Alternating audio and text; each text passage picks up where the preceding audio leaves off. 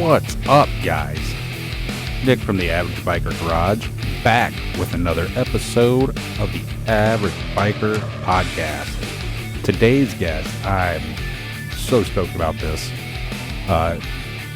It's none other than Josh Boggs, owner and operator of Steel City Blacksmithing.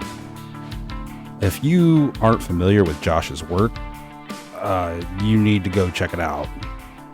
This kid is doing big things at such a young age, like ridiculous things.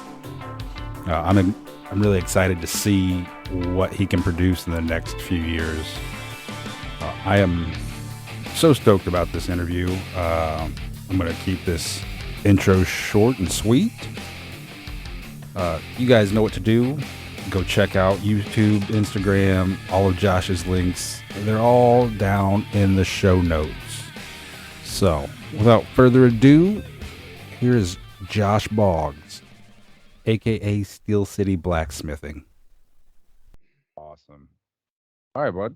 Well, go ahead and introduce yourself, your name, age, and location. So my name is Josh Boggs. I am 29 years old and I live in Pittsburgh, Pennsylvania. Well, Tarentum, Pennsylvania, close to Pittsburgh. Dude, I can't get over the fact that you're 29 years old. We Yeah, were talking a couple of weeks ago, and I think you said that, and I was like, "Really? You're a baby?"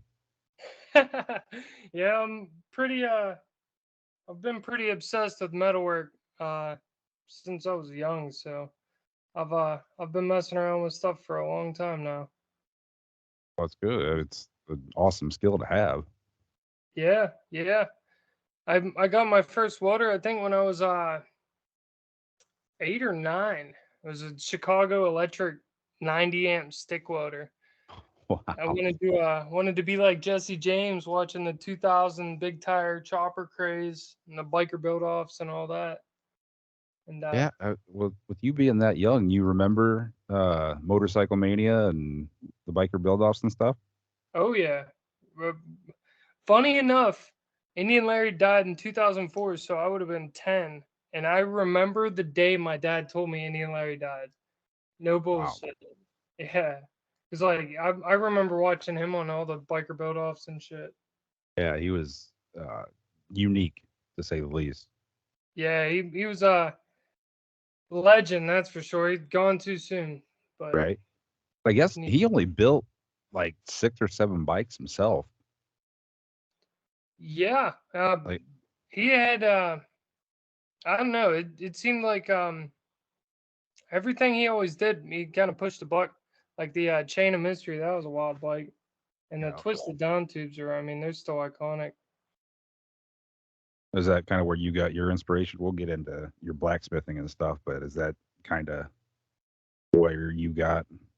Uh, Um, yes, I guess, and no. It's kind of a long story. I mean, I could dive into it if you want. oh, we'll get there. We'll get there. Alright. All right. Well, this you said you listened to a couple of my podcasts, so you know it's pretty motorcycle centric. I try to be at least. Yeah. Yep. Okay. So, when did you get into writing? How did you get into writing? Well, um, when I was 3 or 4, my old man had a XR 200 and dirt bike, and I started riding on his gas tank, and I remember riding on that, and when I was young. I remember him always telling me, "You can't turn the handlebars," and I would refuse to get off it. I'd fall asleep on it, so he'd be trying to hold me up in between his like forearms. But that's where it all started. And then when I was 6, I got a quad, rode quads, dirt bikes, raced motocross for a while. Uh, Ended up selling my bike. I went to the Power Sport Institute in Ohio. It's like a MMI, and I went for motorcycle technology. I was a car mechanic. Went to Votech in high school. Got all my certs and my inspection license, all that shit. And I always worked on my own dirt bikes because didn't have money to pay somebody to fix it, so it was either sat broke or you figured it out. And I got into lifted Jeeps and trucks and turbos and fast cars and Spoken like yeah. a true Western PAer. Oh yeah, of course. Of So, course, spent a lot of time in the strip mine, four wheeling. so you went to a Votech school over in Ohio? Well, I went to a vocational school while I was in high school. Hmm? Beatty Career Center. I went for auto tech, and I knew how to work on cars.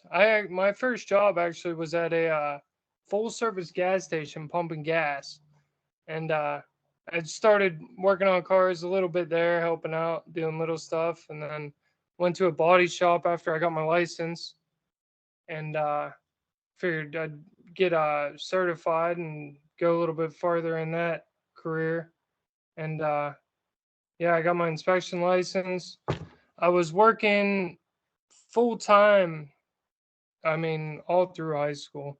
And then after I graduated, I figured why not get my certifications for motorcycles. I was into sport bikes and metric bikes.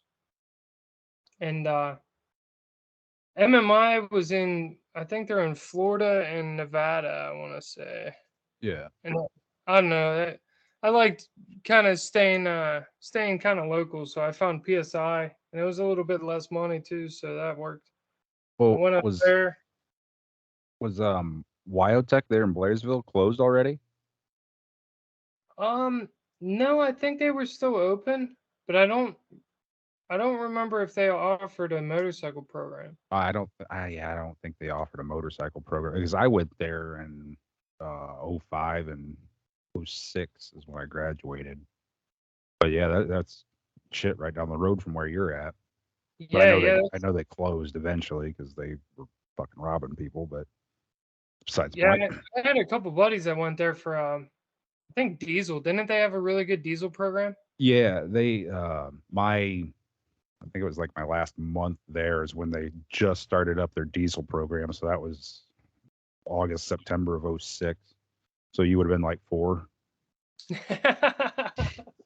Yeah, I graduated in 2012. Oh,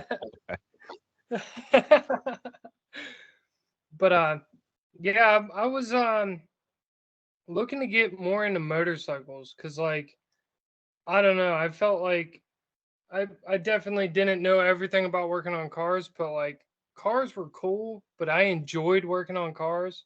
And when you do it all day working on other people's cars, it's like, I don't really want to work on my own cars. So it kind of made it not enjoyable in an aspect. It's like, well, let's start working on bikes and because I raced motocross and all that. So I thought that was the career path I wanted. And then it's great school, don't get me wrong, but they taught you a lot about how to read a service manual, and I didn't really want to read a service manual. I wanted to learn the hands-on aspect. right. That's my son has said something about wanting to learn to be a mechanic and was like, Dad, they have schools for that. I'm like, yeah, I know. You'd be better off just going to a local shop and sweeping the floor for 6 months and then learning how to, do oil changes and tires and, just work your way up like that. Have someone show you hands on rather than paying a bunch of money to a school that is going to throw a book at you and teach you how to read that. Yeah, I agree, and I mean I don't want to knock their program. They have a nice program. They have a nice dyno class.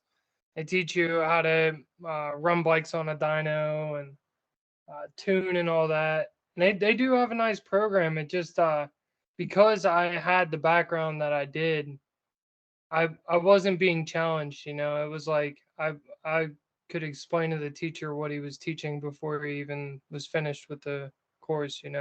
So I don't know. It just wasn't for me. And then I was working full time as a car mechanic, and I was a flat rate tech at Mister Tire, and they tried making me like the lube tech, and I was like, yeah, that's not gonna happen. Started upselling everything, so I was making okay money, and then I actually got in a really bad car crash.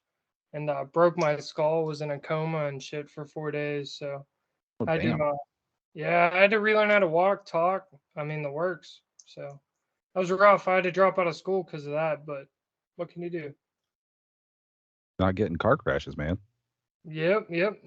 Fast cars and alcohol don't mix. Oh, But shit. Yeah. Oh, yeah, I paid that. Learned that lesson the hard way. So well, at least you learned it. I sure did. I definitely learned that one. But yeah, I ended up having to drop out, and I was in rehabilitation. I think for 3 or 4 months. They had to relearn. I had to relearn everything. I mean, I one of my earliest memories after that, because like I don't remember shit for like months, was I couldn't figure out how to use a ratchet. Like I knew how to use a ratchet. Obviously, it's pretty simple, but I just couldn't get the mechanics. I couldn't make my hands move the way they needed to. It's very frustrating, but I got back into it. I want to give up, and I don't like being told I won't be the same. So stuck both middle fingers up and proved those doctors wrong. I was gonna say, yeah, you showed them, didn't you? Yeah, Shit. but after that, I ran a little quad shop um for a family friend. He opened a quad repair shop. I was racing hair scrambles on a quad through the woods on the local circuit. That was a lot of fun. Ran that. Worked on a bunch of farm quads that were beat to shit and back. And after that, I got into welding and joined the Steelworkers Union. And it's been all downhill since then. So what was your first street bike? Uh, this is a tough one to admit. I'm not going to lie. It was I got it when I was 16 and a half. I got my Class M, I mean, right after I got my uh, Class C car license. And it was a 2000, I want to say, Hyosung GT 250. They're like a Korean company. They're like a naked sport bike, and it was a turd. It was a 250. It wasn't fast at all, but that was all I could afford. And wheels are wheels, right? So that's what I got. Yeah, I mean, as long as it's got two wheels, who cares what it is? But I'd never, I don't think I've ever heard of a Hyo song. Yeah, not too many people have, and that's where it's kind of like every time I get asked, "Oh, what's your first bike?" Like, damn. But I mean, wheels are wheels. I rode the shit out of it. So, So what, did you end up selling it? What happened to that? yeah, I actually put that down, put it into a ditch. Riding a wheelie with my high school girlfriend on the back. I didn't see the road turned, and put the front wheel down in the grass and grabbed a handful of front brake and put it down. And then I don't know what happened. I think I needed money for. I had a WRX at the time, and I think I needed money for the WRX. Blew the tranny out, sold it for that. Oh, Something along those lines. That's a good question. I don't know why I sold it, but yeah, I ended up selling it for what I paid for it to a guy I worked with. well, you broke even on it. That's not bad. Yeah, I rode the shit out of it. I wrecked it, put new bars on it, and sold it. But So what was your next bike after that? it was a my next bike was a uh, GT 500, maybe Suzuki GT 500. I could be wrong. It was a 500 like sport touring, I guess. And then I sold that after my car crash. And then my first Harley was a actually that white bike I built. It's a 2004 883, and I got that in 2017. And couldn't leave good enough alone, so I put a foot clutch on it and a jockey shift and did the whole bobber thing. Took everything off it, painted it, and then rode it like that for a while. And then I got a Road King. I got into the bagger thing, and did the audio and all that. That was a lot of fun. Spent a lot of money on that though, and ended up selling that, and then that's where the twisting and the whole company thing came about. The twisting and Um, the whole what thing came about? Steel City Blacksmithing. That's when I started Oh, my company after I sold the Road King. I had a buddy that was into the big wheel baggers, and he kept hooking me up with like audio parts and headlights, stuff like that. So handlebars. So I'd take the stuff off the Road King and I'd sell it. And I was using that money to buy more parts for the Road King. And my um, wife at the time was actually pregnant with our second, and I was like, "Well, look, I make decent money as a welder, and I'm making decent money selling these parts. So like, that could be a second income, and you could be a stay-at-home mom." And then I ran out of parts, so I was like, "Well, shit, I don't know what I'm gonna do." And then I saw a post on Instagram through one of the swapper pages. Did I like lose you? the nope, not I'm here. Like the chopper swapper or Yeah, yeah, it part was on swapper pages. Swapper. It was a company up in Wisconsin, Old Iron Parts Co. I think he was looking to move buildings and he didn't want to pay another month's lease or another month's rent. So he listed like his whole inventory of Ironhead parts on for I want to say it was 5 grand at first. It was like 3,000 parts for 5 grand. I was like, "Ah, that's cool." And then he lowered it to 4 grand, and I was like, "Yeah, that's pretty cool." And he lowered it to 35, and I asked the ex, I was like, "Hey, what do you think about me offering him 3 grand, seeing if he'll take it?" And she's like, "Yeah, I mean, I guess go ahead." And I shot him 3 grand. And I would have bet you my paycheck that he would have turned that down. And he was like, "Yeah, sure, I'll take 3 grand. What do you want me to do with them?" I was like, "I have no idea. I wanted you to say no because I have no idea what I'm gonna do with 3,000 parts." So yeah. And then he shipped them all to me. And I noticed everything that was like twisted from like the 70s. I had a twisted sissy bar. I had a couple twisted highway bars. They would sell like as soon as I put it on the internet. Like whatever I was asking, the next day they were gone. I was like, well, I could buy square stock and a torch. Like I've been into metalworking my whole life. Like I could do this. And then bought a torch, some square stock, made a hammer, and then started selling sissy bars, twisted sissy bars, and got real out of hand real quick. So is that when you started really customizing, or did you? What would you say your first Harley was? Sportster? Was that beginner's Yeah, luck? yeah, it was beginner's luck, but it obviously didn't look like that. I built that in 20 the winter of 2022. Um, but the first like build, if you will, I don't know, it was a just lowered on Burley Slammer shocks. Everything was powder coated black. I got rid of all the chrome. I made some handlebars. Uh, Me and my dad painted it, and it was a bucket mix. We got lucky because it turned out sweet. It was like a copper. I think it's way back on my page. I'll have to look up the picture and send it to you. But I don't know if you want to call that customizing, because like, I mean, I guess it was, but it wasn't to the point that it got to in 2022.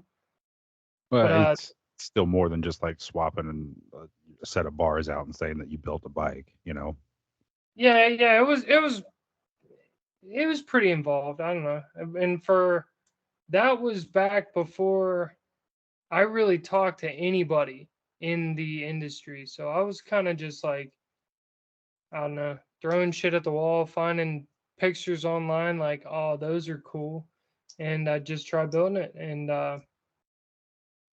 because I was selling those Ironhead parts, I was reinvesting all my profit. I mean, it would help out with the bills, um, so she could be a stay-at-home mom, and anything extra, I would just reinvest. And then I bought a benchtop mill. I never ran a mill until I owned one. I bought a Really? mill because I was tired of notch or coping square stock for handlebars by hand. So I was like, I bet I could buy a mill, and just started figuring it out. You figure out what you're doing wrong real quick when you're blowing up like $80 bits. So started figuring it out, and then I bought a lathe. Never ran a lathe until I owned one. It was a 1920 South Bend, and that was a terrifying machine to run because there's no such thing as guards in 1920. But then Well, even with the cards on, the lathe is still a wicked machine. Like I, even my little Atlas lathe, when I plug that thing in, I'm like, oh man, I hope I don't get too close to this. yeah, I I got a glove sucked up in the South Bend around Roundstock, and it like rolled, like the material was spinning on like the back of my fingers. So like my hand went up under it, like the glove went up under it. But luckily, like the glove was slipping enough around the material that it didn't suck me completely in. I hurried up and reached out and flipped it off. And that's when I learned don't wear gloves. I was just gonna say that, like, I I'm just learning how to CNC a machine and shit. My hands are carved up, and I said something to one of the guys, like, man, sure it'd be nice to, we had gloves around here, and he's like, no, you don't wear gloves in a CNC Yeah, shop because it'll grab you and suck you in. I'm like, oh, well, all right. yeah. I'm at work. I run a CNC mill mostly at work. I do run CNC lathes at work every now and again, but I'm mostly on a mill. But I'll wear like nitro gloves or latex gloves just to keep the oil and the chips off out of your fingertips. But anything more than that, because they'll pull off quick enough. Like if you get sucked in or touch something you shouldn't, um, they'll pull off or just rip away. It still probably shouldn't do it, but shouldn't do a lot of things. But kind of is what it is. Right. But yeah, then I got a TIG. I never TIG welded till I owned a TIG, and then actually I guess it was before my build, so it would have been early 2022, maybe even 2021. I saw a little hot rod on Facebook Marketplace, and Heather Callan was the seller. I was like, that name looks really familiar, and I know where that car is. Like, it was right down the street. It's a 1950 four-door DeSoto with a 425 nailhead big block Buick in it. And I was like, I know where that car is. I started talking to her, and sure enough, it was Chris and Heather Callan, the owners of Cycle Source magazine. They live 10 minutes away from me. Nice. So I started hanging out with them, and um, that's kind of what gave me the kick in the ass to build my first bike. So dove into Well, it. well, hey, if they're listening, and they'd like to be a guest on the podcast, I'd love to have them on. So, Yeah, yeah, they're great people. I mean, I've gone over there. I actually helped Chris on that 49 pan. He just launched it a couple months ago, but I helped him out on that frame, and they're great people. And Chris and his buddy Mark and everybody I met through him. I mean, it's a wealth of knowledge. Like they get those guys know so much about everything. So it's cool. He kind of took me under his wing. So I'm very fortunate. I would have never guessed if you saw Russellton. And I live right outside of Russellton, PA. It's like a little, I mean, little almost farm town, I guess you could say. It's tiny town. There's nothing in it, and there's all kind of chopper history like right down the street. It's pretty crazy. Well, yeah, listening to the low life guys and everything, like I guess I just didn't realize that the East Coast scene was like as big as it is. But it sounds like, out that way there's just a lot going on in the chopper scene. Like Yeah, yeah. old school chopper scene, not the, big dog, fat tire chopper scene that I'm pretty sure is mostly dead now.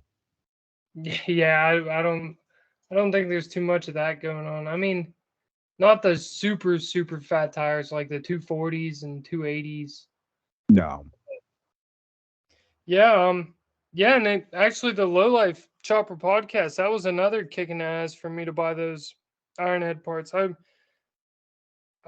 What even got I got into listening to podcasts back when I was in that steelworker union job and production welding, and I saw Jesse James was on like a blacksmithing podcast way back when, and I listened to him, and then I just Googled Chopper podcast, and they popped up, and I started listening to them way back then, and they were like, "Yeah, man, if you got a dream and you just want to go for something, just go for it. Like, don't be a bitch." I was like, "That's all the advice I need." So that was another kick in the ass I needed to get going. Yeah. When But those guys are like brothers to me. I actually Loctite Pinstripe Beginner's Luck. Dan Bliss, who I met through the podcast, No Luck Paintworks, he painted it. Fat Man Custom Motors, Steve Millward from up there, um, rebuilt the motor on it. Who else did I meet? I met Cam from Hypnic Jerk Customs. He did the tail light and the engraving, some of the engraving. And I met him through the podcast. So yeah, podcasts are it's crazy the community that can follow a podcast and how many great people. I'm sure you're already building a community yourself, so it's good. It's like family, you know. A lot of those guys I've never met, and the first time I met them, they'd walk up and give me a big old hug, like they know me forever. So podcasts, I really have a high respect for guys that run podcasts. So kudos to you, man. Well, I appreciate that. I'm very, very small. I'm hoping to grow it here a little bit. That's I got a couple of smaller shops that I'm talking to, trying to get on, and that's talking to you and John Gaddy. I had him on 2 weeks ago. Fucking hilarious guy. He's funny as shit. But he's got a pretty big following and does a lot of cool shit down in Florida. And I'm hoping to kind of leverage you bigger guys into getting more eyes on smaller guys, and just sharing the wealth a little bit, helping Yeah, of spread, course. I mean, Rome wasn't built in a day, right? Like right? everybody starts small. Everybody got to start somewhere. So I'm sure you'll get there one day. Just gotta stay after it. That's all. Be persistent. Just keep plugging away, man. Yes, sir. That's what I did. That's all you can do. So with beginner's luck, how how did you come up with this? Because I've got the magazine like right in front of me. For anyone listening, Cycle Source, March 23, Volume 26, Issue 8. Josh is in the back here on page 86. But you can spend hours looking at this bike and still not see everything.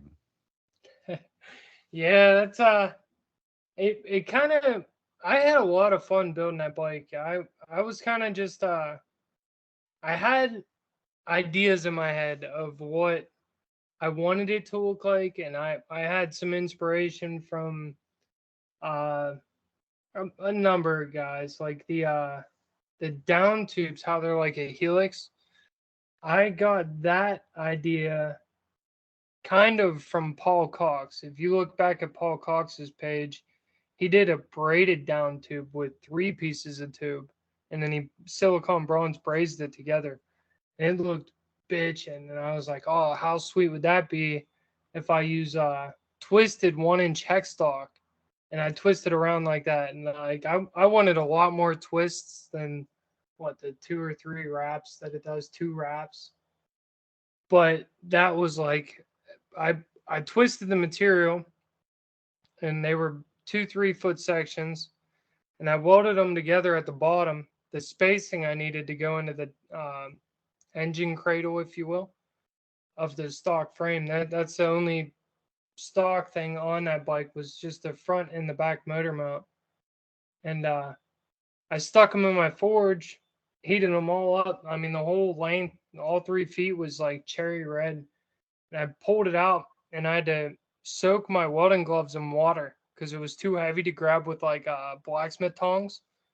So I had to soak my gloves in water so when I grabbed it, it didn't burn. So it'd be sizzling. I'd run over, stick it in a vise. I'd jump up on top of the welding table and put pipes on the top for leverage and just started pulling them around each other. And after like the first crisscross, I was like, this is a horrible idea. This is why nobody's done it.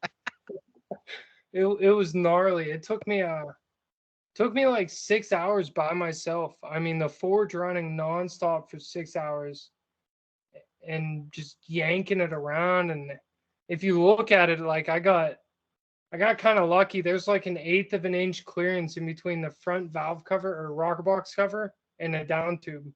Like it's there. Oh, hey, there you're back. Yeah, could you hear me? Did I lose you? No, I couldn't hear you at all. You said there's an 1/8 of an inch between, and then you cut out. Yeah, there's like sorry about that. I don't know what happened. Like I couldn't hear you. I couldn't hear anything. Oh, But no problem, man. it's like an 1/8 of an inch clearance between the down tubes and the front part of the rocker box cover. But I got lucky. But clearance is clearance, right? So it doesn't Right. touch. It worked out. But after that, I kind of just like I honestly didn't measure anything. Like to be completely honest, like I'd rough it like an eyeball, how long I needed, and then like everything was hot bent with the torch or my forge. Um, I don't know what degree any of those bends are, and I think I measured the rake after everything was welded or tack welded together because I kind of just pulled it until it touched everything, and I think it ended up being 28 degrees, which would actually be a hair derate from stock. I was gonna say that's not, I think, like my Honda Shadow, I think stock's like 30 or 33, so 28. That's not. Yeah, I want to say stock Sportsters are 30 rubber Yeah. mount. So I want to say it was a hair deraked, but I wanted the straight line backbone, so like straight line all the way from the neck to the axle plates. I wanted the seat post and the down tubes to kind of be at a similar angle, and of course I wanted everything to be twisted. And I know I just started twisting material and sticking stuff together. I had a blast building that. That was a lot of fun. Oh, it's a really cool bike. Yeah, and I don't know. I guess I got lucky on a lot of things. I mean, I did make sure everything was square and straight and true, and like the machinist in me came out. But the the chain, for instance, it has like a 16th of an inch clearance between the top twisted piece in the hardtail and a 16th of an inch right above the back motor mount if you're looking at the picture on the other side of the chain. So like I literally split the difference down the center of the clearance. I should have definitely given myself more clearance than that, but knock on wood, it's never touched. But I actually had to surface grind the back of the sprocket. I had to take like 90 thou off the back of the sprocket to move the sprocket towards the motor to get it off the frame. So Yeah, I got lucky on some things, but it was a blast. And that thing rode, believe it or not, everybody was like, "Oh, with those down tubes not being symmetrical, it's not gonna ride right." And I kind of believed them until I got on it and put it in fifth gear and held it wide open going on a turnpike, and that thing drove straight as an arrow, one hand on the handlebars all day. I So I guess I just don't. Why would that? Why would the down tubes?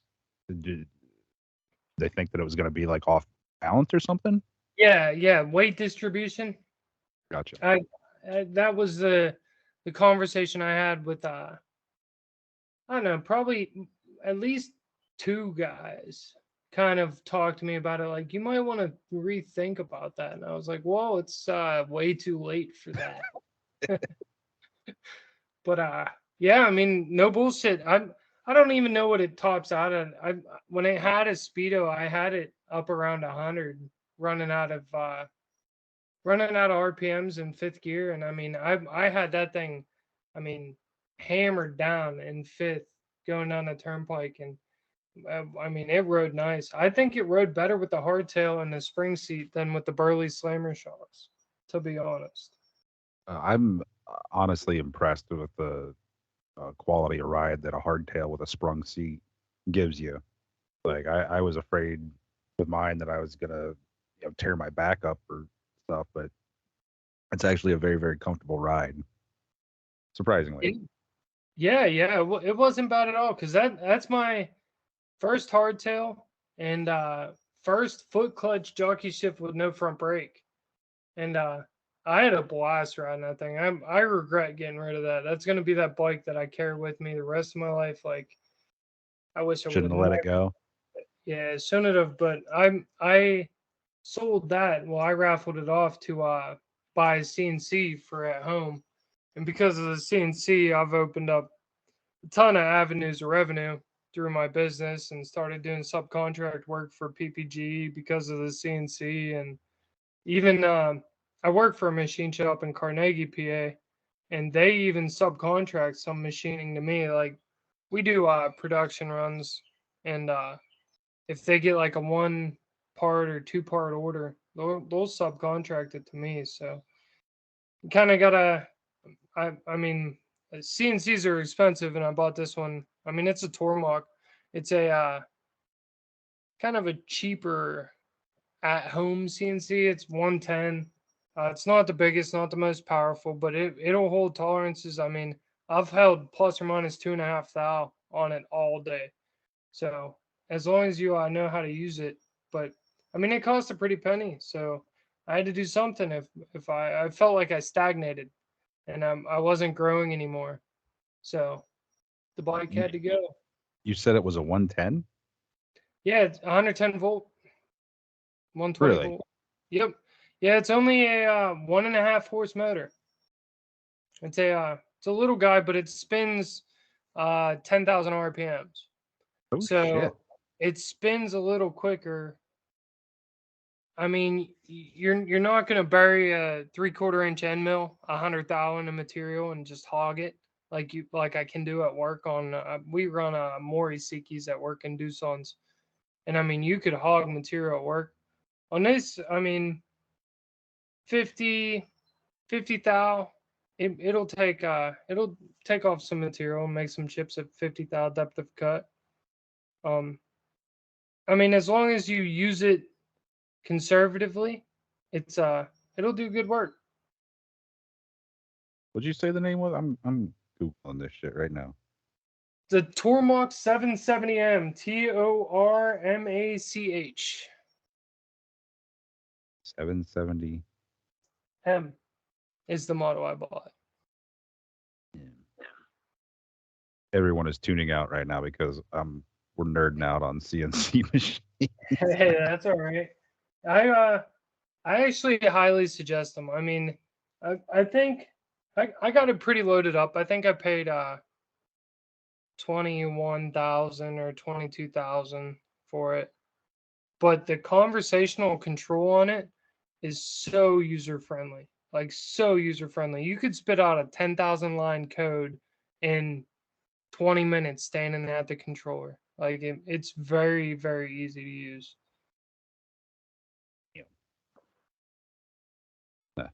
Yeah, programming is my next venture. Yeah, once I mean, I could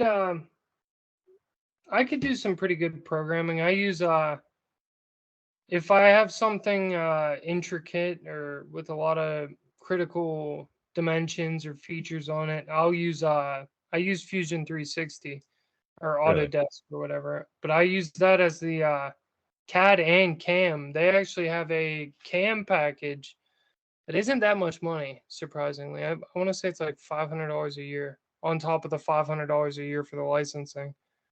Um, but it communicates with the Tormach like, I mean, butter.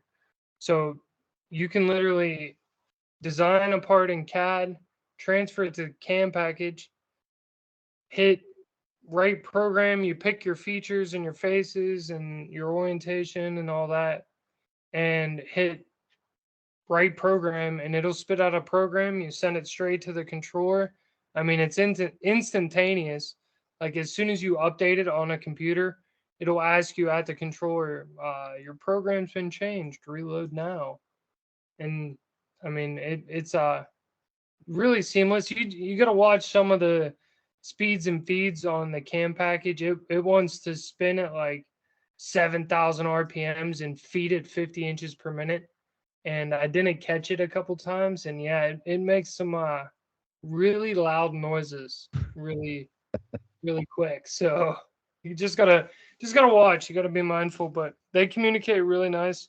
And like I said, I've held plus or minus 2.5 thousandths of an inch all day, and I mean it I'm really happy with it, to be honest.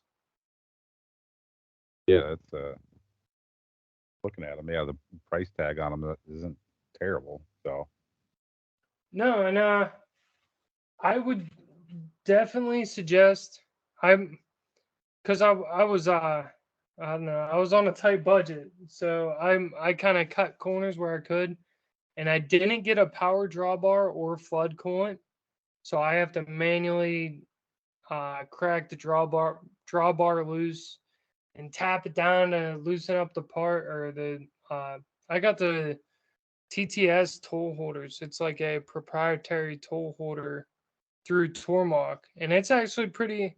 I mean, it's small. It's not your Cat 30 toll holders, but I mean, it does good. But I would definitely suggest getting flood coolant, an enclosure, and a power drawbar. And I mean, you could do some serious work with it. hell yeah.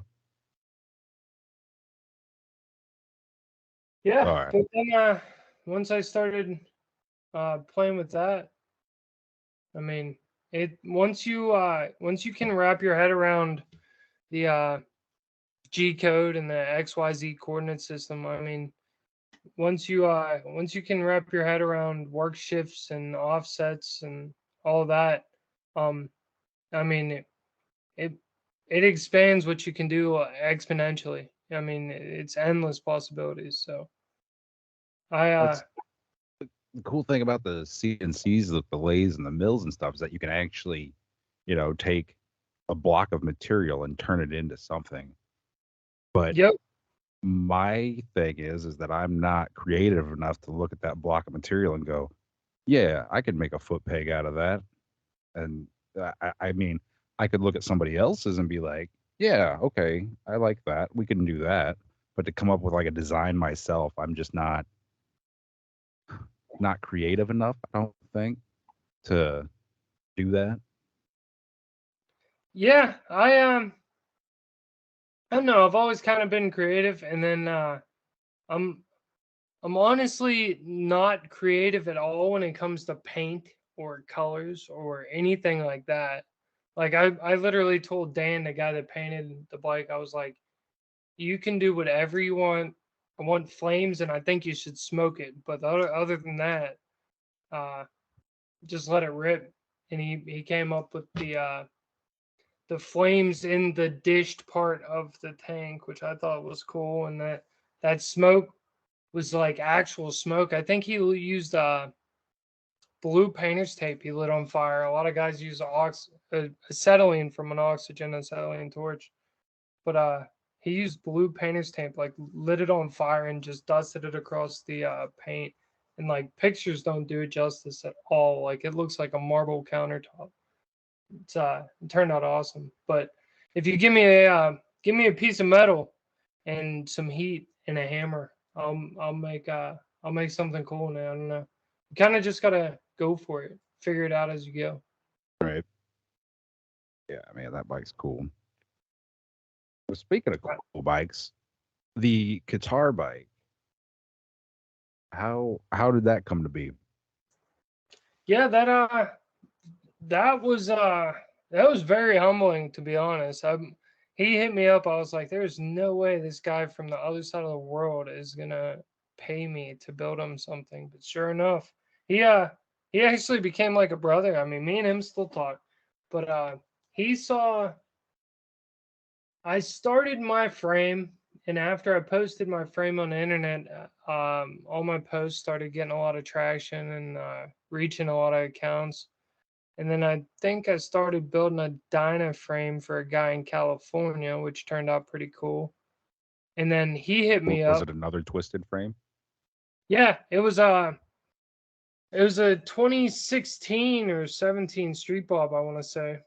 And yeah, it was two twisted down tubes. I used 1.25 inch. I use a lot of hexagon stock, because it shows 6 points instead of four. So it, in my opinion, it looks less bulky than square stock, and it appears more twisted because you're showing more points. And it also matches up with tubing a lot nicer than square stock. So I use hex stock like mostly everything on that bike on beginner select was hex stock. But yeah, I used 1.25 inch hex stock for the down tubes, and he wanted to keep the square backbone. So we did the square backbone. I want to say we went up 9, out 4 or out 6 in the neck, and we copied an FXR trail, so it should handle like incredibly. I think he actually just got the frame back from Chrome maybe a couple weeks ago now, so that should be going back together here pretty soon. But after that, the guitar guy hit me up and just started spitballing ideas, and that was a rubber mount too. So it seems like all the rubber mount sportsters kind of gravitated to me, which is, I mean, fine by me. I think I've built 3 or 4 of them by now, and my next one will be a rubber mount too. I don't know. I think the rubber mounts are easy to come by, and I think it's a very usable platform to start with. But once I get finished with this competition build that I'm doing, I plan on selling it and buying a sporty, and that'll be my next venture. Yeah, supposedly 99 to 03 are great motors, and they're solid mount too. So I mean the parts for those are, I mean, endless, and rubber mounts are starting to, you could, I think a couple people offer hardtail kits for the rubber mounts now. I welded on a TC Bros hardtail kit on a customer bike that was a rubber mount, and that was a really easy hardtail kit to weld on. You could probably do that without a jig, to be honest. What? Yeah, I think some of the sporties they use the motor as a jig, don't they? Yeah, this one you couldn't use the motor as a jig. I do think pre 2003, so I think all the solid mounts. I don't know what year it starts and what year it stops, but I want to say up to 2003 you use the motor as the jig. But this one you couldn't, but TC Bros sells a uh fixture plate that like bolts on to the frame, and then it bolts on to their hardtail kit, and it literally trues everything up. And believe it or not, like every frame I've built in my frame jig, I literally use twine in my thumbnail to make sure the axle plates are evenly spaced. And just a simple angle finder like those cube angle finders to make sure everything's. I mean, you really gotta measure and make sure everything's true down the center and true left and right. But it it definitely could be done on the rubber mounts without a jig, as long as you have that fixture point and you're careful, you're tedious with your measurements. So But you've got a frame jig yourself? I do, yeah. I got a frame jig. It's a homegrown one. The beginner's luck I built in a, actually it was Chris Callen's chop source frame jig. He let me borrow it, and that was a cool frame jig. I highly suggest the rotary fixture to lay it over, so then you don't have to weld upside down. My frame jig now doesn't have a rotary, so I gotta weld upside down and stick the foot pedal between my armpit and do all kind of creative positions to weld. But I mean, you get it done. But the rotary fixture is really nice. You get spoiled. I never thought about sticking the foot pedal between my armpit. It's definitely not fun. Not gonna lie to you, it is not fun. But I mean, it works. So as long as you understand like the mechanics behind it, and I'm sure if you got a TIG, you do, to Yeah. where Yeah. you travel speed and everything can adjust to compensate for heat and hanging out if you're not hot enough to heat up the metal and bring it liquefy it. But yeah, you could get it done under your armpit. Done it multiple times. All right. Well, back to the guitar bike. Yeah, 'Cause sorry, we kind of got off. oh no, man, that's great. No, I love diverging down different paths. But who designed that? Did the guy over there design it, or you guys work together, or uh, Yeah, for the most part, um, he had a he definitely had a vision, and he would explain it to me. And some of the stuff I was like, well, I think that's a little bit too far. Maybe we should do this. But it's kind of collaboration. It started as a Paco frame. He actually bought a Paco frame straight from Paco. It was an up 6 out 4 with a 30-degree rake. Um, had that shipped to me, and then I mean, I don't know, shamefully, I guess, cut it right apart as soon as I got it.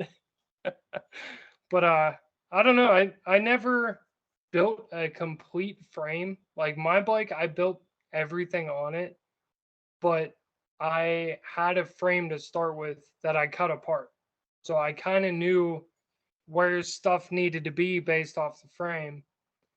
And he was in a build off. Well, he wanted the bike done for the one show up there in Qatar. And so he had a deadline, and we found it to be more effective or time efficient to just get a Paco frame and me modify it. So then he definitely wanted a twisted single down tube. So that's 1.5 inch hex stock that I twisted in house, and that was gnarly to twist. I mean, that's so hard to do. And then he wanted some twisted accents in the frame. There's some in the rear section. If you zoom in on it, it's on my social media a while back. yeah, But he if you wanted. guys, anyone listening doesn't know what we're talking about, stop what you're doing, go to Steel City Blacksmithing's Instagram page and look at this fucking bike because it is crazy, crazy. Go ahead, bud. I Sorry. Yeah, but he was very anal about his wiring. It all had to be hidden. So all the twists on it are actually hollow. The down tube's not hollow, but like the twists in the rear section, the twist in the seat post,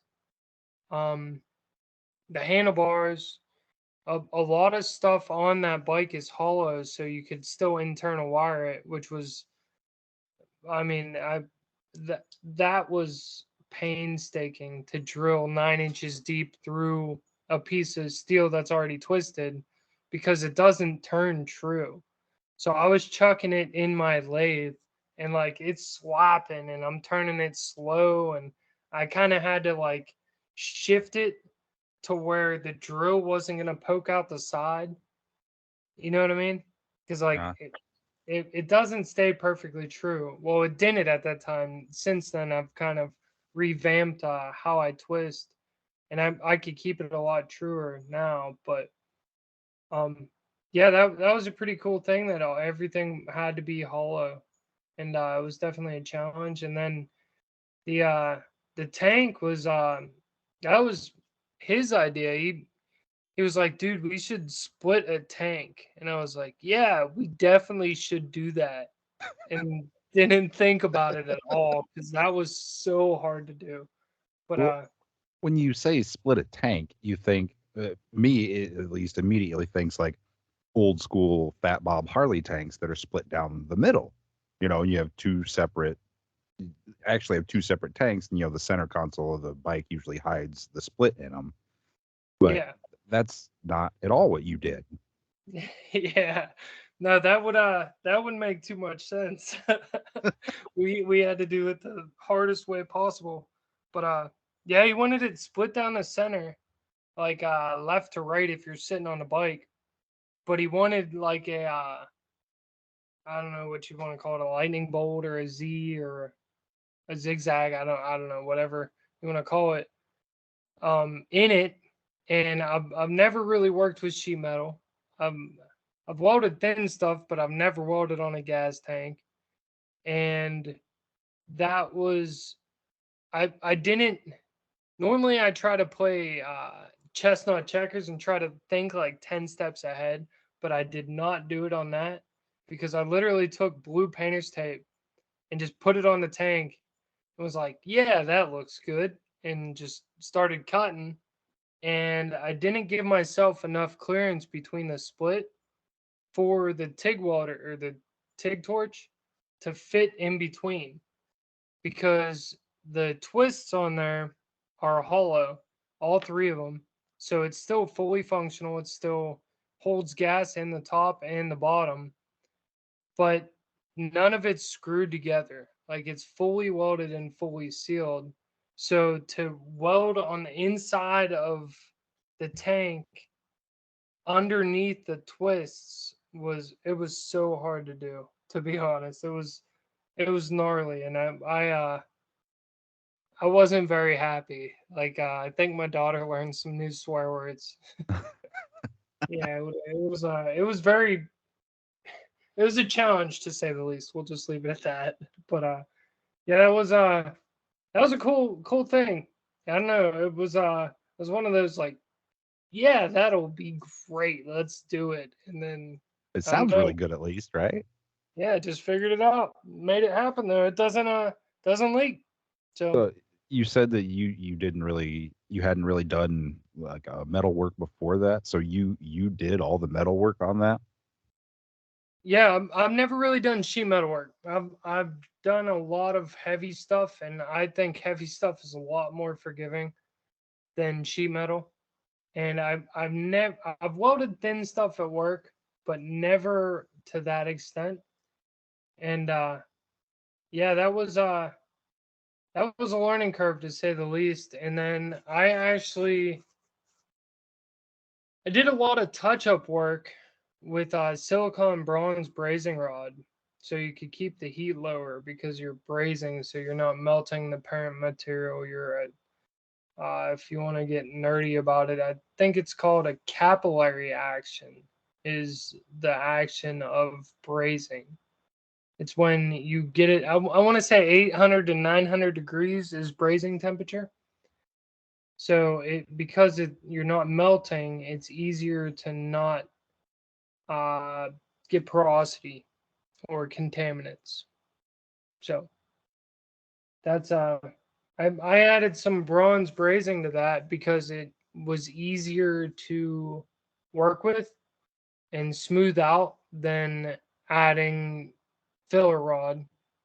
And I didn't have like a I don't even know what they're called, like spot welders with the slide hammer to pull dents out. I didn't have one of those. I didn't have an English wheel, so I was kind of just working with what I had. Yeah, I think those are called spot welders. Yeah, they just Yeah, put the like little. it spot welds like a post on, and you put a slide Yep. hammer on it to boom, pop a dent out. Yep, I know what you're talking about. Yeah, yeah, I didn't have one of those, so I kind of just made it happen with whatever I had. Well, it turned out killer. That's when you sent me the picture. I was like, "What the fuck is this?" Yeah, thank you. But yeah, I did all the metal work on that bike, and I actually bought another rubber mount for mock-up. So then I pulled the engine out and shipped it to him in a crate completely taken apart. Because if it was fully assembled with a motor, he had to pay like triple on import fee. But if I'm sending him a box of parts, he paid next to nothing. So Yeah, I that makes sense. And then he did the final uh, build on it, and like that dude is an animal because like I think he said he was up for like 64 hours straight working on the bike nonstop to get it done in time. And sure as shit, he got it done in time for the show. Like he came down to the wire.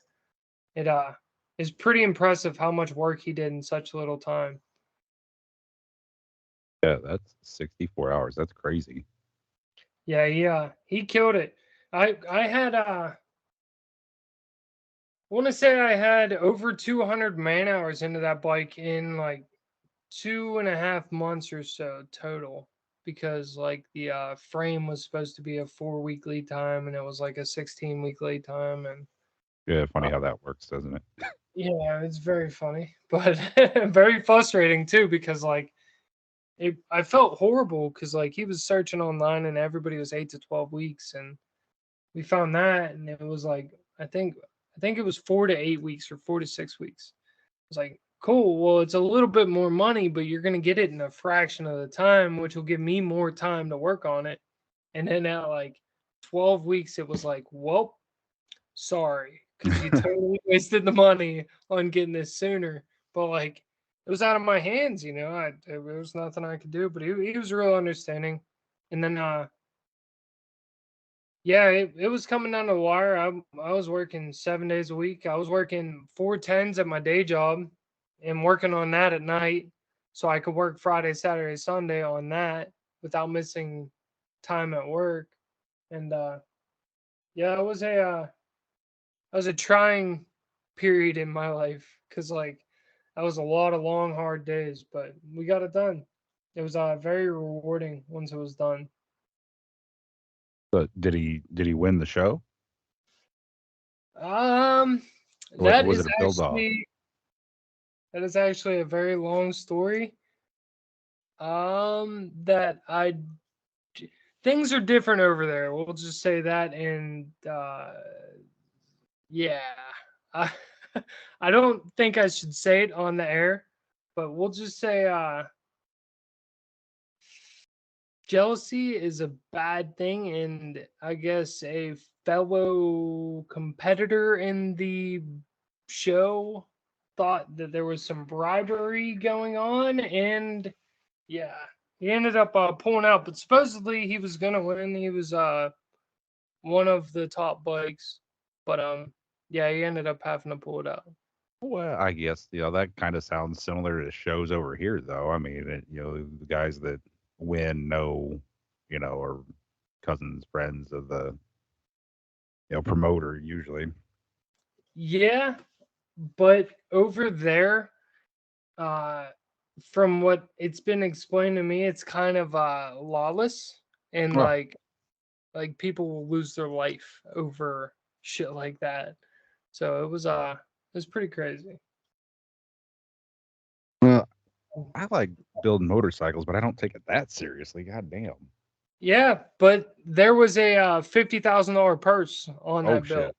So yeah, people got real serious.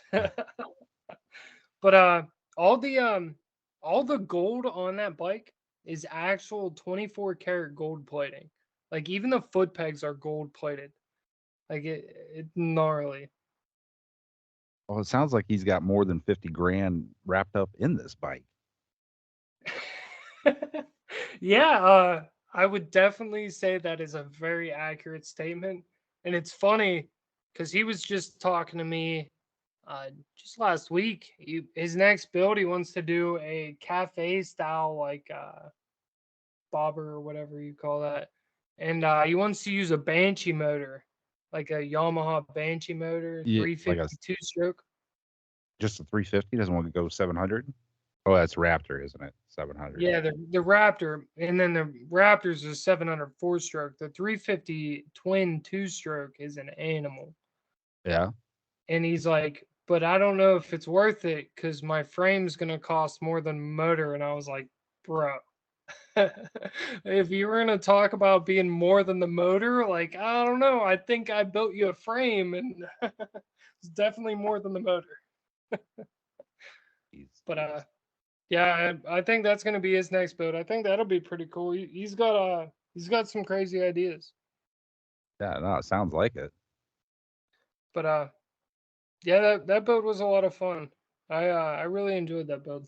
And the single down tube, it turned out crazy. And the what sprayer is that? That's a Bone Orchard sprayer, and that dude does incredible work. He he's on Instagram at Bone Orchard Cycles, I want to say. But his sprayers are, I mean, top quality. So I highly recommend them. They're worth every penny. I felt bad about that one too because he sent me a brand new Bone Orchard sprayer for me to cut the front legs off of. But If it's what the customer wants, right? yeah, hey, whatever. Whatever you send me, I'll cut apart if you want me to. Replace it all with twists. So, all right, your Instagram is Steel City Blacksmithing, and that is your business too, correct? It is. That's what I'm doing business as. I am actually Ironhead Supply Company LLC. That like that those Ironhead parts I told you started selling. I LLC'd once I started building parts. Uh and I just called it Iron. I was Ironhead Supply Co. on all social media. So it's Ironhead Supply Company LLC, doing business as Steel City Blacksmithing. My website steelcityblacksmithing.com. Facebook Steel City Blacksmithing, Instagram Steel City Blacksmithing. I don't mess with TikTok or Twitter or anything. I'm not really good at social media, but yep, No, that's they it. seems like there's a new one every day that you gotta figure out and get used to, and I don't have time or patience for that shit. Yeah, and like I used to be a lot better at it, and you could definitely tell in my sales that I was a lot better at social media. But it got to the point where it was like, to build all this cool stuff, I had to spend hours every day online posting and promoting and doing this, that, and now the other with social media. It's like, I don't know. I'd rather just be in my shop just building shit. So I kind of I'll still talk to people and still reply, but I don't really promote myself or advertise or anything on social media anymore. But I don't know. I'm happy just in my shop working, you know. Right. So So how'd you get into blacksmithing? I got into blacksmithing because of the twisting. I wanted to make twisted T bars, like twisted riserless T bars, but I wanted the vertical parts to be twisted one in square stock. And some dude, I actually still talk to him. He hit me up. He's from Australia, but he's like, yeah, there's no way you're ever gonna twist 1 inch square stock by yourself. You need 3 people with 2 torches and one guy to twist it, and I was like, well, challenge accepted because it's me by myself. I started my company in a 10 by 14 shed with a wooden floor, and I bought my first propane forge, and the thought was if I could heat this entire piece of metal up, uh, fully heated all the way around, because the problem with the torch is you only got heat on one side. So if you can get it hot enough to twist, it wants to warp towards the cold side. So you don't have any even heat.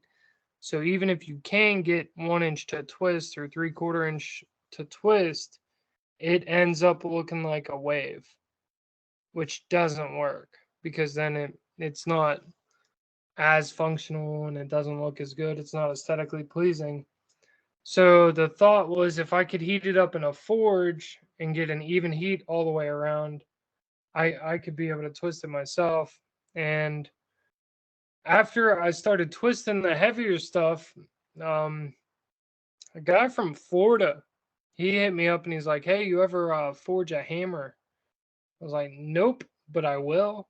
And that's actually where, if you look at my logo, there it's an eagle holding a twisted ball peen, and that's where the whole logo started. I twisted a hammer, and ever since then, I started forging more, and then got an anvil, and spent a lot of hours pounding over steel. I think everybody needs to try it once before they die because it is the most rewarding and like satisfying thing you could do because like as you're swinging that hammer, like it's loud, it's noisy, it's hot.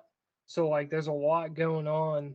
And like as you're in that steel, like you're instantly seeing what you're doing to it. Like there's no delay. So it's very satisfying in my opinion. Very stress relieving too. Have a bad day, go down there and pound on some steel. Uh, Take out your frustrations on it. Yep. Yeah, but I always say if anybody's ever near Pittsburgh and they want to stop by, my shop's always open. Hit me up. I I don't get a lot of hours per day to work because I work full time. I got uh 4 kids under 5 years old, so it's Damn. yeah, it's hectic. But I want to change it. It's a lot of fun. And then I got my new business. So yeah, I don't sleep much, but if anybody's ever near Pittsburgh and they want to stop by, definitely hit me up because since I started forging and then I did the torch, I did the forge twist, I actually got into induction heat, and that's crazy. Have you ever seen an induction heater? No. It is alternating magnetic current that heats up. It causes the molecules in the iron to vibrate, which generates heat. It will. I'll send you a video after we get off. It'll take 1 inch square stock, solid square stock, from ice cold to cherry red in under 30 seconds. Like it's insane. But then you could stick your finger in the coil, and because there's no iron in your finger, it won't do anything to your finger. So it's crazy. That yeah. Like I'm sitting here slack jawed. Like what?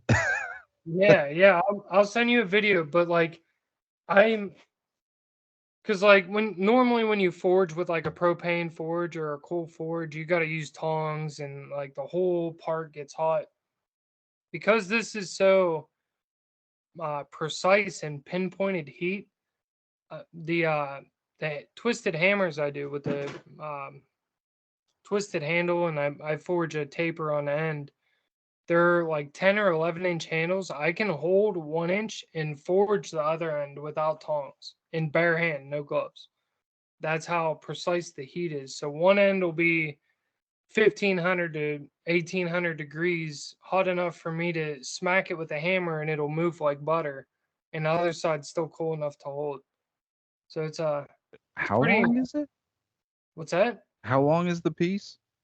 I normally do 10 or 11 inches for the handles. And the one end is cherry red, and it's not like how far down is it that it gets cherry red?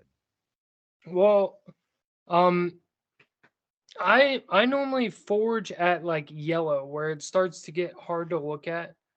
Um, that's like that's even hot for forging temp. But I normally heat, I don't know, maybe 2 inches or so down the end. Okay. So in you figure your hands about 3.5, 4 inches knuckle to knuckle, give or take. I don't know. So in between the end of my hand, we'll say 4 inches, 2 inches to heat. There's what, about 3 inches in between the end of my hand and my thumb and where it's hot. But it's so precise the heat doesn't transfer. That's crazy. Yeah. It's it honestly, it's great for forging because you could bang out so much stuff so quick, but it's kind of shitty for forging because you can bang out so much shit and you don't have 10 minutes for it to heat up to take a break. So your arms just jello after the first like two parts from swinging a hammer 300 times in 15 minutes. But because like with the propane forge, you just throw the iron in the fire and let it heat up. You got a couple minutes, hang out, take a drink of water, smoke a cigarette. But with the induction heater, it's just constant. But I don't know, it's a lot of fun. Huh. Yeah, man. I told you before that I'd love to come out to your shop and apprentice with you for a weekend. I think that'd be cool as shit. Yeah, but anytime you want to, you just let me know. I'll make sure my schedule's free, and yeah, whatever you want. Bring your bike. Bring, I don't know, a notebook with some ideas in it, and we'll build whatever you want. I'll show you how to machine, how to TIG weld, how to forge, twist, whatever you want to know. I am. I think it's a. I think manual machining and blacksmithing and old school traditional metalworking like that is it's a dying art, and I think there's enough meat to go around. I think that the community could use 100 more people that twist, and there'll still be enough work to go around. So I'm not stingy about teaching people how to twist material. I'll show you how to start with a forge. I'll show you how to start with a torch. Like anything you want to know, I'm happy to pass on whatever I know. Well, there's a show over there in September, Glory Days. Are you going to that? Of course, that's 20 minutes from my house. Well, Beginner's Luck was actually in Glory's bleh, Glory Days last year. I Or got a two. buddy up in Michigan. He's hosting the build competition that I'm in. But he said something about wanting to go out there and check that out. So I might be in town that weekend. Yeah, that's an awesome venue. It's at the Cary Blast Furnace, which is an old steel mill that Andrew Carnegie owned way back in the day. And I highly suggest taking the tour. Like I don't know if you're into metalworking and like you Oh like yeah, yeah. the tour, and they tell you about like the working conditions, and like those dudes worked like 12 on 12 off for 7 days straight and then a 24 hours shift, and they made like $1 a day, and that was good money. And it's like, wow, I am never complaining about my day job now, sitting in a air conditioned building. Right. But yeah, that's a really cool venue. They light it up good. Kurt does a really nice job putting that event on. So I highly suggest anybody that wants something to do. I mean, it's a perfect excuse to come to Pittsburgh. So I highly suggest it. So they've had. So I've never seen advertisements for it before. So they've had how many of these shows have they had? I want to say 2019 was the first one because I went to Glory Days. The first time I went to Glory Days, I was Ironhead Supply Company. So I started my business in 2019, and I was that until I want to say November or December of 2019. So it's been going on for probably 3 or 4 years now. Huh. So But is it? Go they ahead, get bud. some pretty big names. They get Jesse from Raw Iron Choppers was there last year. Christian Newman's bike, that twin turbo, what is it? A twin turbo WL, that black and purple bike with the stainless frame. That was there the one year. They get a lot of really cool bikes for a lot of awesome work side. What is that guy's name? Detroit Antique Motorcycles or something had it was a 1919, but it was fully electric. But you never know this bike was electric. Like it looked all original, like a 1919 Harley. No, it was an Indian. I don't know. Don't quote me on any of that. But it was old and it was electric. And he said he had to tune down the motor because it would do over 100 mile an hour on an original early 1900 frame and wheel. That's not sketchy at all. Not a chance am I doing that. Like I'll do some dumb shit, but there's no fucking way I'm going that fast on that bike. That's a beach cruiser pedal bike, bro. Like no. Oh my god. But that was there last year. That was a pretty cool bike. So how many bikes do they get? Like, what's the turnout like? Well, it's Well, invite, right? yeah, there's I'm gonna say 20 or 30 bikes inside. The invited builders, and then they do like the ride-in show, so you could ride your bike outside, and like in between the blast furnace, they put all the ride-in bikes, and they give out ride-in prizes, and it was a pretty good turnout last year. I'm not even gonna try to guess how many people, but it was packed. Huh. Well, with shows like that, and like I went to Mama Tried this year, and that was an experience. You ever been there? I haven't. I've always wanted to go, but I Uh, haven't had the chance to. Milwaukee's a beautiful city, even in February when it's frozen. It's gorgeous, gorgeous city. Um, the show was awesome. The venue that they hold it at, it's awesome. But it seems like with Mama Tried and like Fuel Cleveland and Born Free, that the uh, old school chopper scene type or old school type of builds are really, really making a comeback.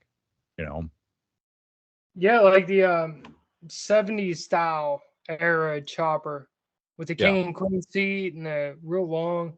Yeah, it seems like that's the go-to style for a lot of guys now, and I love it. I think that's a iconic theme, to be honest. I really my bike wasn't really long, but I think the next one's gonna be long. I actually just got material for my next build, so I'm gonna be what's starting your that. what's your next build gonna be? Um, You don't have I to give it away if you don't want to. no, I don't care if if you can beat me to the idea, more power to you. I'll help you do it. I've taken 9 months No. to build a Honda Shadow. I'm not beating you anywhere, man. I want to do. It's going to be another rubber mount. I got a '04 rubber mount Sportster and an '06. I don't know what engine's going to go into it, but I think I'm going to do the hammer kit, so the 1250 big bore kit. I'm going to do electron carb, but I want to do a fully twisted frame. So like if you look at beginner's luck, the backbone is tubing. I don't know why I did it tubing. I regretted it as soon as I welded it together. It should have been twisted. So this one will be fully twisted, and I'm going to do a single loop. So it'll be a single loop frame. I'm going to build the frame completely from scratch. Um, and it's going to be some. I I think I drew it like I sketched it on CAD. I want to say it's going to be up 10. I might go -2 with the neck, so I'm gonna bring the neck back towards the rider 2 inches instead of going out. so I can get like a swoop in the down tube, um, and a swoop in the backbone. I don't know. I want to do something like real curvy, like if you look at Jesse James built a bike. He built a bike with a frame he found at a swap meet. Oh, It's yeah, called the yeah, Gold yeah. Digger. It was The turned Gold Digger. turned Yeah, way up, and the tank was almost like vertical. yeah, and it's like a real swoopy frame. Like there's no straight lines on the frame. I think I want to do something along those lines, and it's definitely going to be long. Um, I'm thinking like maybe 38 or 40-degree rake, and I'm definitely well. The goal is to build my own sprayer or girder. So I'm gonna build the front end one way or another. I was even thinking fully rigid, like with a rigid front end too. Didn't you have a guest on that was talking about a full rigid? Yeah, my buddy James Hawk, he should be at Glory Days too. He's from over there in New York.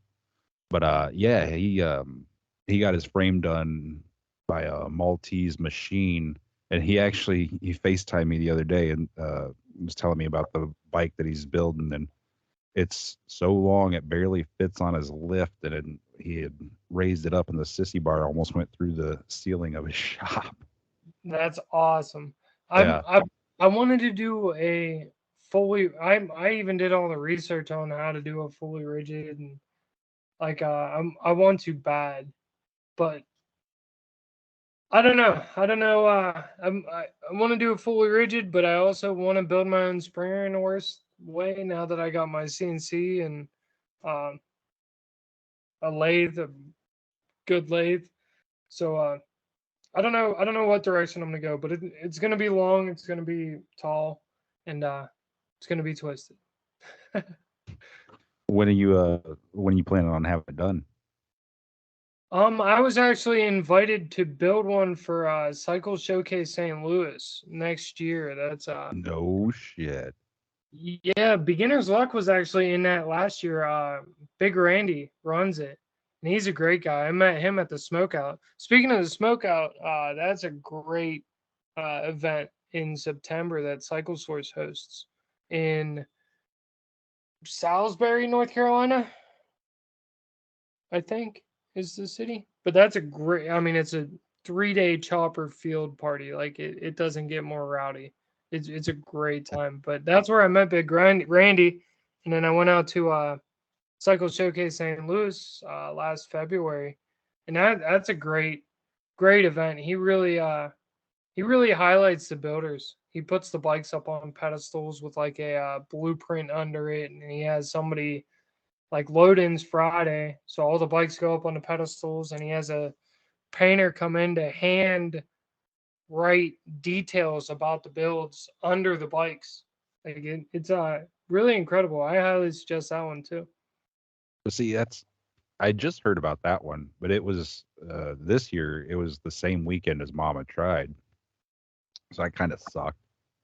But hopefully next year it's they're on opposite weekends.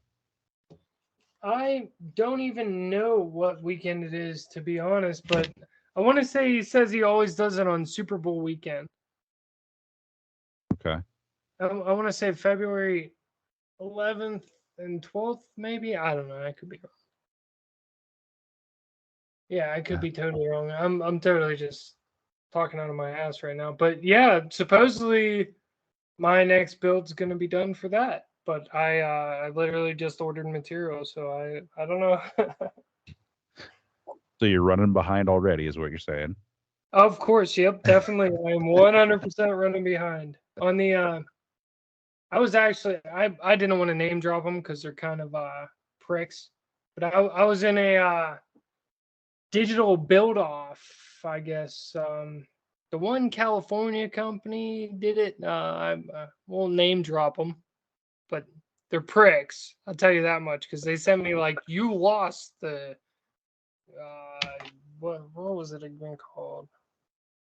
I don't even remember what the build off was called, but like they were like shitty about it. So, but they're like a cafe style, so I knew I was gonna win, but I got third in that. But I came down to the day before the bike had to be done, and I was cheap when I rebuilt the carb. It was a CV40, and I bought a cheap rebuild kit, and like I couldn't get this thing to run to save my life. Like it would fire up, but as soon as you hit the gas, it would die. It would idle, but it wouldn't rev, and it was like it was starving for fuel. And I checked the float height about 100,000 times. Tried setting to the top of the spec, to the bottom of the spec, over the spec, under the spec. Tried everything, couldn't get it to run right, and I didn't think to um, measure anything else on the float other than the float height, and the float was actually dimensionally incorrect. So even though my float height was in spec, the dimensions of the float were different than stock. So it was starving for fuel. It was just getting enough just to get it running, but anytime you gave it gas and wanted to suck more fuel, it wasn't enough. So it was lean. So after I figured that out, I figured that out like literally the day before it had to be done, or else I would have been DQ'd. So yeah, I wait to the last minute. There's nothing like a deadline to get shit done. I got 3 weeks to finish my build, and I have a bare frame sitting out in my garage right now. So, Oof. yeah, Hey, it's all right. It'll go together. that's I work 4 10s usually, so I'm working half a day tomorrow, but I got all weekend. I should be able to make a pretty big dent in it. Yeah. Well, I wish you luck. If you need any help and there's anything I could do for you, however many miles. Where are you even located? Angola, Indiana. I'm about. You hop on the toll road right there. I'm probably like about 2 turns away from you. You hop on the turnpike, you all call it over there, and heads all the way across Ohio. It's a boring ass ride, and then it'll be the first exit in Indiana. Once you cross into Indiana, that's where I'm located at. Yeah, I went to that PSI I was talking about earlier. I went to that school with a couple kids from Indiana. A lot of good guys from Indiana that I went to school with. I don't know anything about Indiana. I couldn't tell you if it's as big as Texas or as big as New Hampshire, to be honest. But It's like you know how Pennsylvania, you got Pittsburgh on one end and Philadelphia on the other end. yeah. Okay, well, rotate that 90 degrees, and that's like Indiana. We're about 5 hours long and about 3 hours across. Huh. And a lot of Yeah, cows and cornfields, man. I didn't pay much attention in high school. I just wanted to work on shit. So Right. I know nothing about geography. But yeah, um, yeah. If you're ever out this way, definitely hit me up. Get a hold of me. Come down, hang out. More Definitely. than welcome.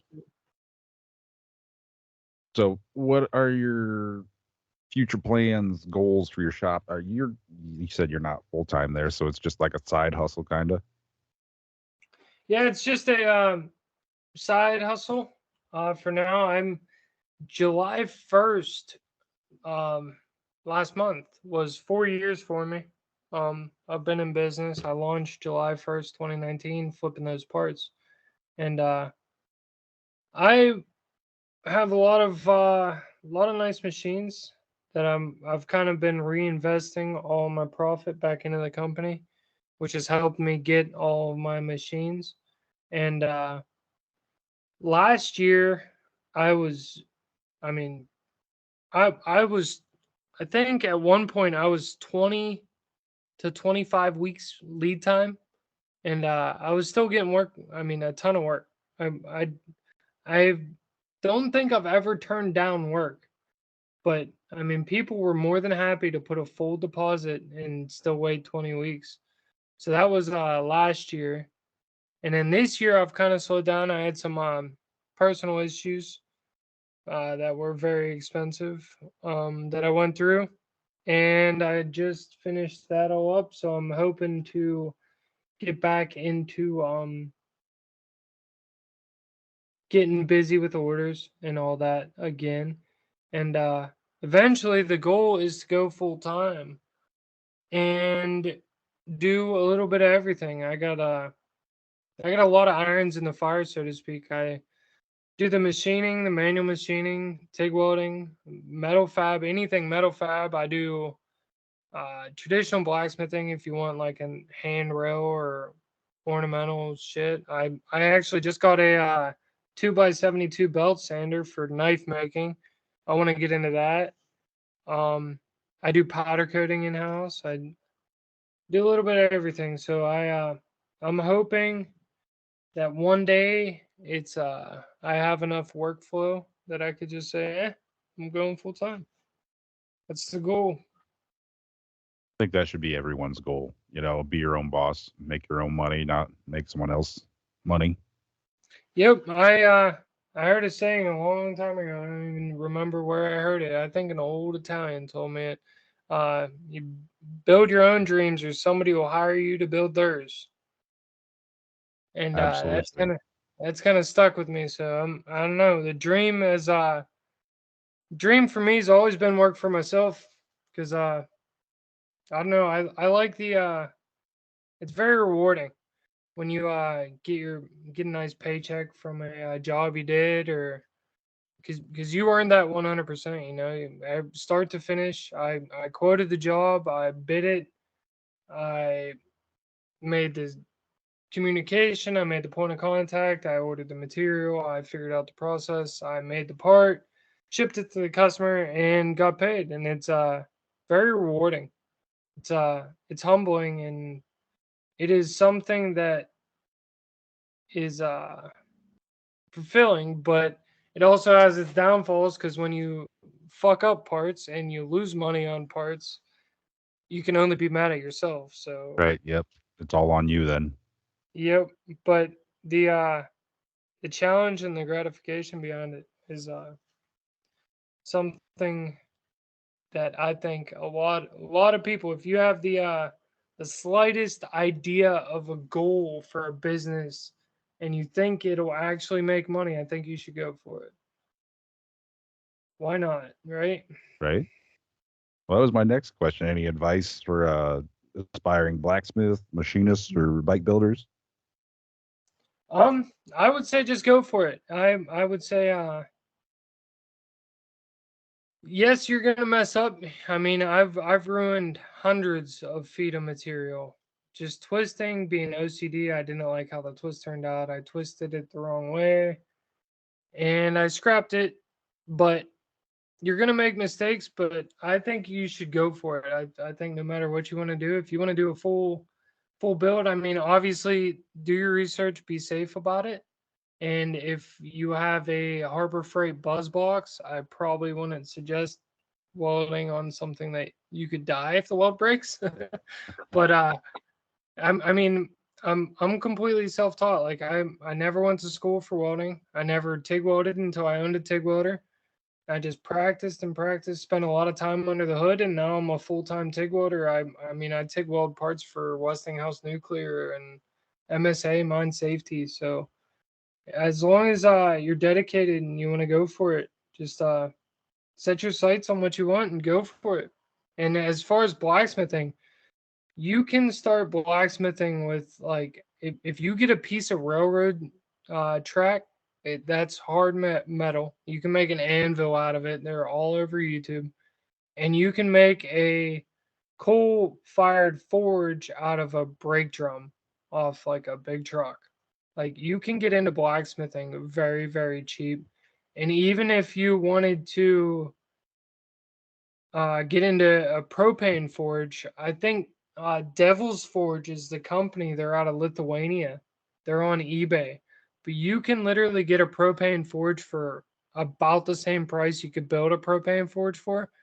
And I highly suggest it. If you have the uh slightest idea to see what it's like to pound on steel and blacksmith or twist steel or do anything, I mean, there's a ton of videos on YouTube. I always have people forge just a coat hook, because it's functional, and like you can learn a lot of aspects of blacksmithing just forging a coat hook, and it'll look cool.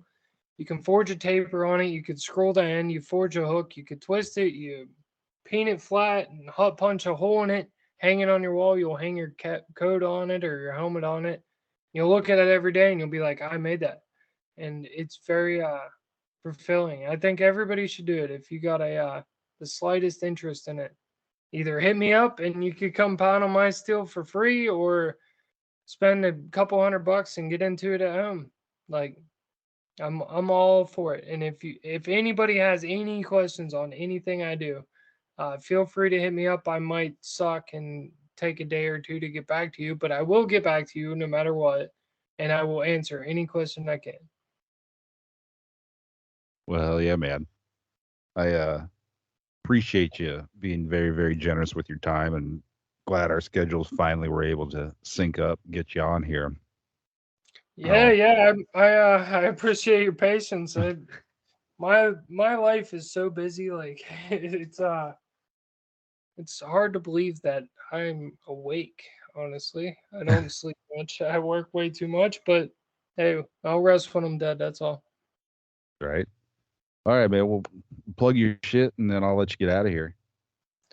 Yeah, like I said, I'm Steel City Blacksmithing on all social media. My website's Steel City Blacksmithing, and like I said, if you have any questions about bikes or blacksmithing, welding, machining, anything, hit me up. And if it's not something I could explain quickly in a text, I'll give you my personal cell phone number, and I'll talk to you whenever I can. So anything anybody needs, I'm happy to help. And if I don't know how to do something, I'm sure I could point you in the right direction. So You got a uh, YouTube channel? I don't have a YouTube. I need to get into video, but the my problem is a lot of times I don't know how something's gonna work out. I kind of just wing it and make it up as I go. So by the time I figure out what I'm doing and setting up a camera, I have done videos before. Set up a camera and then edit the video and post the video. It's just a whole nother thing that I'd rather just work. But fortunately, my girlfriend, she's into it, and she wants to help me promote it and get into the video aspect of things. So hopefully here soon, maybe I'll have video or YouTube aspect. Yeah, that'd be killer, man. Yeah, I think a lot of stuff that I do, even though I don't really know how it's gonna work out, I could still show people how to work with what you got and fix mistakes and make everything work out in the end. So I think even though I'm kind of like embarrassed that like I don't have it all figured out, I think the problem solving aspect, I think that could be useful too to show people. So I'm Well, definitely for it.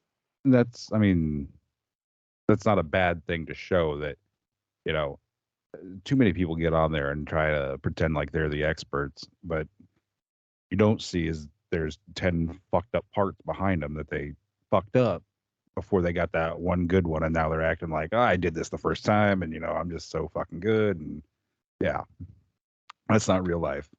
Yeah, That's no, it's definitely not.